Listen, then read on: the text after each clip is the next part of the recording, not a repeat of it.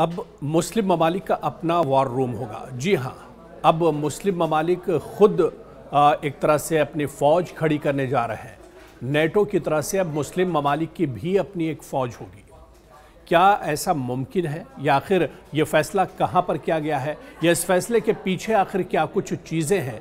आज इस एक्सप्लेनर में हम इसी को समझने की कोशिश करेंगे। दरअसल दोहा यानी कतर में 15 सितंबर 2025 को एक एमरजेंसी अरब इस्लामी समिट मुनक्किद हुई, जिसका मकसद मुस्लिम और अरब ममालिक का इजराइल के हमले की रोशनी में यकजा रद्द अमल तैयार करना था। क्योंकि जिस तरह से दोहा पर अटैक किया गया इजराइल की तरफ से, हमास के जो रहनुमा है उन्हें निशाना बनाया गया, और इस हमले के बाद सिर्फ कतर में ही नहीं बल्कि पूरे इस्लामी ममालिक में ही एक गुस्सा और नाराज़गी देखने को मिल रही है। और उसके बाद आनन फानन में एक बड़ी समिट बुलाई गई, और इस समिट में कहा जा रहा है कि 40 से लेकर 50 इस्लामी ममालिक ने शिरकत की है। और इस समिट में यह तय हुआ है कि नेटो की तर्ज पर मुस्लिम ममालिक की भी एक फ़ौज तैयार होनी चाहिए, एक आर्मी तैयार होनी चाहिए, जो इस्लामी ममालिक पर अगर कोई एमरजेंसी आती है, कोई बड़ी परेशानी आती है, या किसी दूसरे मुल्क की तरफ से अगर कोई हमला होता है तो उसका मुंह तोड़ जवाब दिया जा सके। और इसलिए एक मुस्लिम आर्मी और मुस्लिम फ़ौज का होना ज़रूरी है। आपको बताते चलें कि इस समिट में तकरीबन 40 से 50 ममालिक के नुमाइंदे शरीक हुए थे, जो कि जाहिर करता है कि मुस्लिम दुनिया में एहसासी यकजहती अभी भी मौजूद है। और मुख्तलिफ ममालिक ने खित्ते में इजराइल की कार्रवाइयों पर मजम्मत की। कतरी हुक्काम ने रियासती दहशतगर्दी का इल्ज़ाम आयद किया है, और मुस्लिम ममालिक का कहना था कि रियासती खुद मुख्तारी की खिलाफ वर्जियाँ काबिल कबूल नहीं है। यानी इजराइल ने जिस तरह का कदम उठाया है, इजराइल ने जिस तरह की हरकत की है, इसे बिल्कुल बर्दाश्त नहीं किया जाएगा।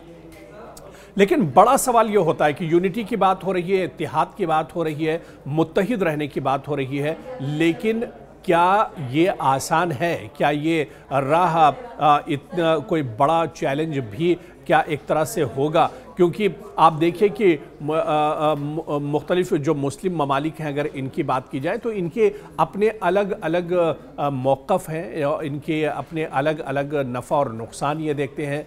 मसलन इजराइल की बाज़ कार्रवाइयों की मजम्मत की जाती है, इंसानी हुकूक़ की खिलाफ वर्जियों के ख़िलाफ़ आवाज़ उठाना, फ़िलिस्तीनी आवाम की हक़ खुददारियत का दिफा करना, तो ये पहले से ही एक तरह से हो रहा है। लेकिन क्या मुकम्मल इत्तिहाद हो पाएगा?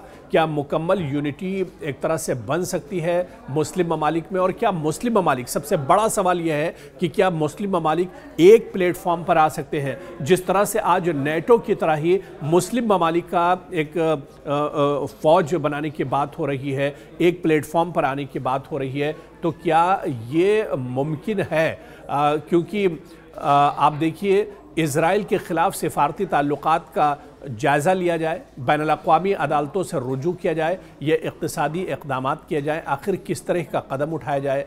और इसके अलावा आप देखिए कि GCC ममालिक ने मुश्तरका दिफाई कमेटी या फ़ौजी ममालिक की सरबराही में इक़दामात उठाने की बात कही है। दोहा समिट के अख्ताम पर ऐसी कुछ तजावीज़ भी सामने आई हैं। और आप देखिए कि इक़्तिसादी और तिजारती इत्तिहाद की अगर बात की जाए, इक़्तिसादी ताउन, तिजारती ब्लॉक्स और इमदादी फ़ंड्स और तिजारती रास्ते मुश्तरक करने से इत्तिहाद में क़ुव्वत एक तरह से बढ़ सकती है। लेकिन जिस चैलेंज की हम बात कर रहे हैं, चैलेंजेस बहुत एक तरह से सामने होंगे, क्योंकि सारे ममालिक का अपना अपना मफाद है। मुस्लिम ममालिक के मफादात, सियासी हैसियत, सिफारती ताल्लुक़ात, सलामती के इत्तिहाद मुख्तलिफ हैं। बाज़ ममालिक इजराइल के साथ सिफारती या इक़्तिसादी ताल्लुक़ात रखते हैं, या इलाक़ाई ताकतों के मुआज़ने में अपने मफादात को तरजीह देते हैं। और इसी तरह से आप देखिए कि सेक्टोरल और फ़िरक़ावाराना इख्तलाफ़ात भी हैं, यानी शिया सुन्नी इख्तलाफ़ा, ईरान सऊदी ताल्लुक़ात, तुर्क अरब सियासत और दीगर फ़िरक़े और ज़बान के इख्तलाफ क्या मुत्तहिद होने में रुकावट नहीं बनेंगे? ये बहुत बड़ा सवाल है। आलमी सियासत का क्या दबाव इस पर नहीं होगा? यानी अमेरिका, यूरोप, रूस, चीन और दीगर आलमी ताकतें जो हैं मशरिक़ वस्ता में अपनी पॉलिसियाँ चलाती हैं। बाज़ ममालिक अपने दिफा और इमदाद के लिए इन पर इन्हिसार करते हैं, इसलिए इनके लिए मुकम्मल रूबरू मुखालिफत करना मुश्किल हो सकता है। اور اس کے علاوہ آپ دیکھیے کہ متحد بیانیہ بنانے میں بھی آسانی نہیں ہے، مگر مؤثر عملی اقدامات ایک طرح سے اس پر اتفاق کیا جا سکتا ہے اور انہیں نافذ کرنا مشکل ہے۔ سمٹ میں واضح کیا گیا کہ بعض معاملات پر اقدامات نہیں ہو سکتے تھے، اور ایسے میں اگر موجودہ صورتحال کی بات کی جائے مشرق وسطیٰ میں، آپ دیکھیے کہ پچھلے کچھ دنوں میں اسرائیل نے کئی اسلامی ممالک کو ایک طرح سے حملہ کیا ہے، انہیں نشانہ بنایا ہے۔ سمٹ نے یکجہتی کا مظاہرہ کیا۔ اسرائیل کے قطر میں کیے گئے حملے کے بعد مسلم دنیا نے قطری خود مختاری کی حمایت کی ہے، اور ساتھ ہی اختلافات بھی سامنے آئے ہیں۔ بعض ممالک نے ایران یا ترکی جیسی سخت موقف اختیار کرنے والوں کے دعووں کو رد یا نرم انداز اختیار کرنے کو کہا ہے۔ ایک اہم نکتہ یہ ہے کہ سمٹ کے اختتام پر کوئی بہت بڑا ٹھوس فیصلہ یا بالکل واضح طور پر نکل کر نہیں آیا، یعنی ایک بہت بڑی سمٹ ہوئی جس میں 40 سے 50 اسلامی ممالک شامل ہوئے، لیکن آخر میں ملا کیا، نتیجہ کیا نکلا؟ یعنی کھودا پہاڑ نکلی چوہیا والا معاملہ یہاں پر ایک طرح سے ہوا کہ تمام ممالک آئے، تمام ممالک نے اپنی ناراضگی ظاہر کی، لیکن کوئی ٹھوس قدم یہاں پر نہیں اٹھایا گیا۔ لیکن اس بیچ آپ دیکھیے کہ تمام ممالک کے بیچ ایران نے سخت موقف اپنایا ہے۔ ایران نے مسلم ممالک سے اسرائیل کے خلاف مشترکہ آپریشن روم بنانے کا مطالبہ کیا ہے، یعنی وار روم بنانے کا مطالبہ کیا ہے۔ ایک بیان میں ایرانی سپریم نیشنل سیکیورٹی کونسل کے سیکریٹری علی لاریجانی نے کہا کہ کسی عملی اقدام کے بغیر صرف تقریریں کرنا، صرف بات چیت کرنا، صرف بیان دینے پر یہ اجلاس مشتمل نہیں ہونا چاہیے، بلکہ اسرائیلی حکومت کے خلاف کچھ ہٹ کر کرنا ہوگا، اسرائیل کے خلاف کچھ سخت قدم ایک طرح سے اٹھانے ہوں گے۔ انہوں نے کہا کہ مسلم ممالک اسرائیل کی جنونی حکومت کے خلاف ایک مشترکہ آپریشن روم بنائے۔ یہ فیصلہ اسرائیلی حکومت کے سرپرستوں کو پریشان کرنے کے لیے کافی ہوگا۔ علی لاریجانی نے کہا کہ مسلمان ممالک نے فلسطین کے مظلوموں کے لیے کچھ نہیں کیا تو کم از کم خود کو تباہی سے بچانے کے لیے ہی کوئی فیصلہ کر لیں۔ آپ دیکھیں کہ علی لاریجانی کا یہ بیان کافی اہم ہے۔ یہاں پر علی لاریجانی نے کہا کہ جب اسرائیل غزہ تباہ ہو رہا تھا، جب فلسطین کے اندر معصوموں کا قتل ہو رہا تھا، ایسے میں کوئی مسلم ممالک نکل کر سامنے نہیں آیا، تو کم سے کم غزہ کے معصوموں کی اگر فکر نہیں ہے تو آپ اپنی ہی فکر کر لیجئے۔ یعنی آج فلسطین اور غزہ کا نمبر ہے، کل ایران کا نمبر ہوگا، اور آنے والے دنوں میں کسی دوسرے مسلم ملک کا نمبر ہو سکتا ہے۔ جس طرح سے دوحہ اور قطر کو نشانہ بنایا گیا، اس کے علاوہ لبنان کو نشانہ بنایا گیا، اور مصر کو ایک طرح سے سیریا کو نشانہ بنایا گیا، تو ایسے میں جتنے مسلم ممالک ہیں سب کہیں نہ کہیں ایک طرح سے خطرے میں ہیں اور انہیں نشانہ بنایا جا سکتا ہے۔ ایسے میں علی لاریجانی کا صاف یہ کہنا تھا کہ آپ اگر دوسروں کا کچھ نہیں کر سکتے ہیں، لیکن اپنے لیے، اپنی سیکیورٹی کے لیے، اپنی حفاظت کے لیے آپ کو قدم اٹھانا ہوگا اور فیصلہ کرنا ہوگا۔ دوسری طرف عرب اور اسلامی ممالک کے وزرائے خارجہ اجلاس سے خطاب کرتے ہوئے اسحاق ڈار نے کہا کہ سلامتی کونسل کو غزہ میں بین الاقوامی محافظ فورس کی تعیناتی سمیت عملی اقدامات کرنے چاہیے۔ سلامتی کونسل کو اسرائیل پر ذمہ داری عائد کرنی چاہیے۔ وزیر خارجہ نے کہا کہ حملہ خود مختاری اور علاقائی سالمیت کے اصولوں کی کھلی خلاف ورزی ہے۔ اسرائیل کا جنگ بندی کوششوں میں مصروف خود مختار ملک پر حملہ بلا جواز اور قابل مذمت ہے۔ یہ اسرائیل کے اس رویے کو عیاں کرتا ہے جو عالمی قوانین اور ضوابط کو خاطر میں نہیں لاتا ہے۔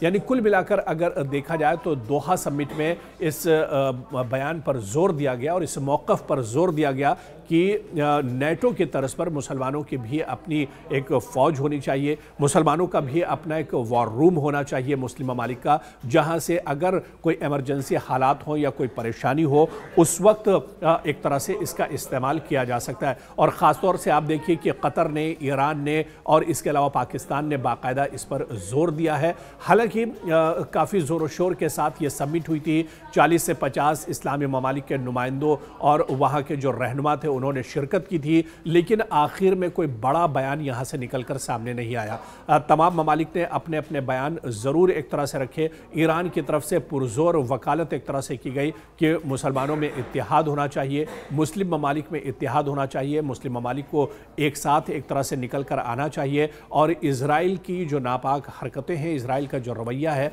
उसके ख़िलाफ़ एक तरह से कदम उठाया जाना चाहिए।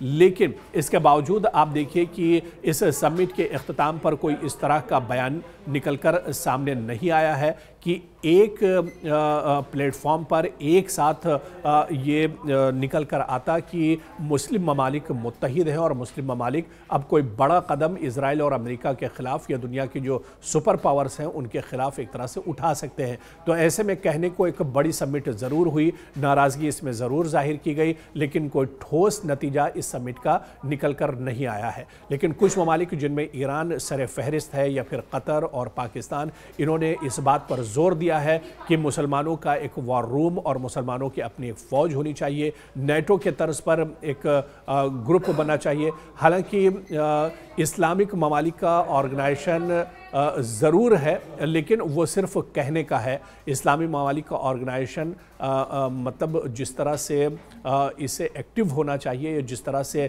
आलमी पैमाने पर काम करना चाहिए, वो काम करता हुआ नज़र नहीं आता है। और ऐसे में अब इस समिट के बाद क्या वाकई में जो मुस्लिम ममालिक हैं उनमें इत्तेहाद होगा? क्या तमाम मुस्लिम ममालिक इज़राइल और अमेरिका के ख़िलाफ़ एक तरह से निकल कर खड़े होंगे? और सबसे अहम सवाल ये भी है कि क्या इस समिट के आने वाले दिनों में जो फ़ायदे हैं वो निकल कर सामने आएंगे, और इस समिट में जो चीज़ें तय की गई हैं, क्या आने वाले दिनों में इज़राइल को एक बड़ा नुकसान उठाना पड़ेगा, या जो इस्लामी ममालिक हैं वो अमेरिका और इज़राइल के ख़िलाफ़ अब खुलकर सामने आएंगे और मुत्तहिदा तौर पर एक बड़ी मुस्लिम ताकत निकल कर दुनिया में सामने आएगी, जो कहीं ना कहीं एक बड़ा चैलेंज होगी इज़राइल और अमेरिका के लिए। ये आने वाले दिनों में देखना बहुत अहम होगा।